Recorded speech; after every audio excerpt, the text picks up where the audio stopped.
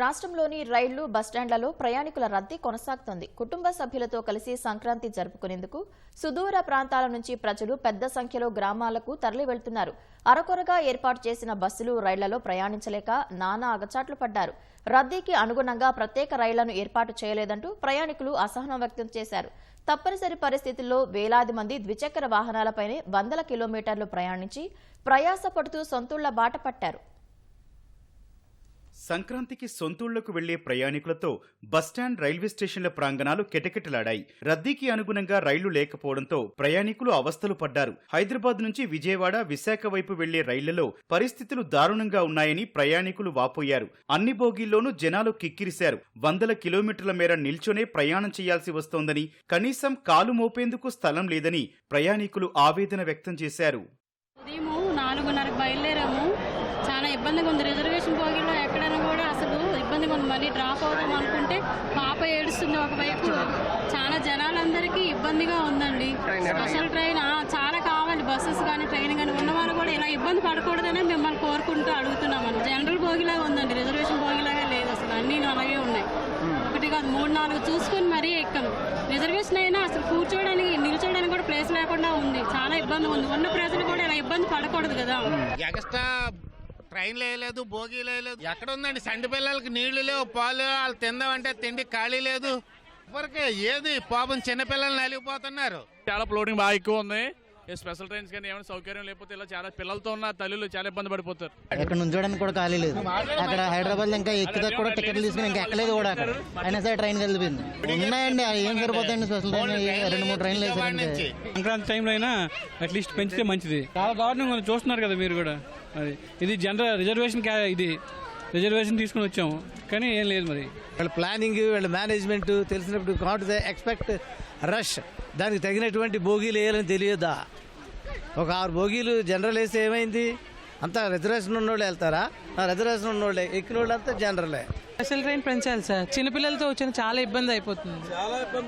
Trains tickets book అవుతున్నాయి, amount cut అయిపోతుంది, ticket book అవ్వట్లేదు సార్. ఏమవుతుంది అసలు ఏం అర్థం కావట్లేదు కదా మాకు. ప్రీమియం తత్కాలు ఇప్పుడు 1300 పడింది కానీ చాలా ఇన్కన్వీనియన్స్గా ఉంది. లేడీస్ అయితే చాలా ఇబ్బంది పడుతున్నారు. విజయవాడ PNBS లో ప్రయాణికుల రద్దీ కొనసాగింది. రాష్ట్రంలోని వివిధ ప్రాంతాలకు 320 ప్రత్యేక బస్సులను ఏర్పాటు చేసినప్పటికీ ప్రజల సౌకర్యార్థం ప్రైవేటు పాఠశాలల బస్సులను గమ్యస్థానాలకు చేరేందుకు ఏర్పాటు చేశారు. 100 కిలోమీటర్ల పరిధిలోని ప్రాంతాలకు చేరుకునేందుకు 50 స్కూల్ బస్సులను అధికారులు అందుబాటులోకి తెచ్చారు. సంక్రాంతికి సొంతూళ్లకు వెళ్లే ప్రయాణికులతో గుంటూరు బస్టాండ్ కిటకిటలాడింది. 2 రోజులుగా హైదరాబాద్, బెంగళూరు, చెన్నై సహా రాష్ట్రంలోని వివిధ ప్రాంతాల నుంచి వచ్చే ప్రయాణికులతో బస్టాండ్ రద్దీగా మారింది. సుదూర ప్రాంతాల నుంచి వచ్చిన వారు గుంటూరు బస్టాండ్లో తమ పట్టణాలు, గ్రామాలకు వెళ్లే బస్సుల కోసం ఎదురు చూశారు. గుంటూరు నుంచి రాష్ట్రంలోని ఇతర ప్రాంతాలకు వెళ్లేవారు, మరోవైపు ఇతర ప్రాంతాల నుంచి జిల్లాకు వచ్చే వారితో ఎన్టీఆర్ బస్టాండ్ కళకళ్లాడింది. గుంటూరు నుంచి ఒంగోలు, పొదిలి, కావలి, నెల్లూరు, నర్సరావుపేట వైపు రద్దీ దృష్ట్యా అదనపు సర్వీసులను ఏర్పాటు చేసినట్లు ఆర్టీసీ అధికారులు తెలిపారు. గుంటూరులోనే ఉంటాము, వెకేషన్కి ఒంగోలు వెళ్తున్నాము. బస్సులు ఇంకా రాలేదు, వెయిట్ చేస్తాం. అంటే మా ఫ్రెండ్ వస్తుంది, ఆమె కోసం వెయిట్ చేస్తాం. మాట్లాడాలి అలా బస్సులే ఉంది. అట్లా వచ్చి గంట అవుతుంది, వచ్చి పండగకి ఇంటికి వెళ్తున్నాం. ఇంకేం బస్సులు ఎదురులేదు. ఈ రోజుల్లో అందుతాయి బాగానే, కొంచెం రష్గా ఉందని బస్సులు ఇబ్బందిగా ఉన్నాయి. ఇప్పుడు ఊరికి వెళ్ళాలంటే బస్సులు ఏమి రావట్లే. 2 గంటలకు బస్సు వస్తుంది.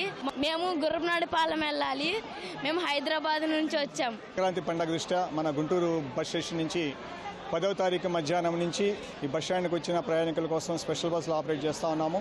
ముఖ్యంగా మనకి ఇక్కడ గుంటూరు నుంచి ముఖ్యంగా ఒంగోలు సెక్టర్లో బాగా ఎక్కువ ట్రాఫిక్ ఉంది. ఒంగోలు, పర్చూరు, మాచర్ల, పిడుగురాల, నర్సరావుపేట, వినుకొండ ఇవన్నీ కూడా ఎప్పటికప్పుడు ప్రయాణికులు వస్తున్నప్పుడల్లా మనం ఎక్స్ట్రా బస్సులు పెట్టుకుని ఏదైతే మన దగ్గర ఉన్న బస్సులను డీవేట్ చేసుకుని అందరూ కూడా ఎటువంటి ఇబ్బంది లేకుండా బస్సెస్ ఏర్పాటు చేస్తూ ఉన్నాం.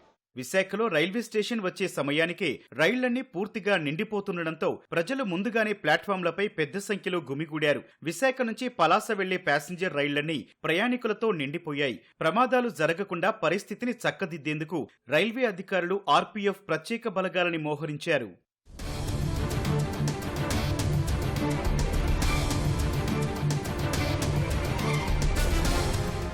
రైళ్లలో బెర్తులు లేక ప్రైవేట్ ట్రావెల్స్ దోపిడీ భరించలేక చాలా మంది బైక్లపైనే పయనమయ్యారు. ఉద్యోగ వ్యాపార నిమిత్తం హైదరాబాద్లో ఉంటోన్న వారు బైక్లపై 100 కిలోమీటర్లు గంటల తరబడి ప్రయాణించి సొంతూళ్లకు వస్తున్నారు. హైదరాబాద్, విజయవాడ, కోల్కతా జాతీయ రహదారులపై బైక్ ప్రయాణాలు బాగా పెరిగాయి. ఎంతో దూరం నుంచి వస్తోన్న తమకు ట్రాఫిక్ లో చిక్కుకోకుండా విజయవాడ వెస్ట్ బైపాస్ ఊరట కలిగిస్తోందని, ప్రయాణ సమయాన్ని ఆదా చేస్తుందని ద్విచక్ర వాహనదారులు అంటున్నారు.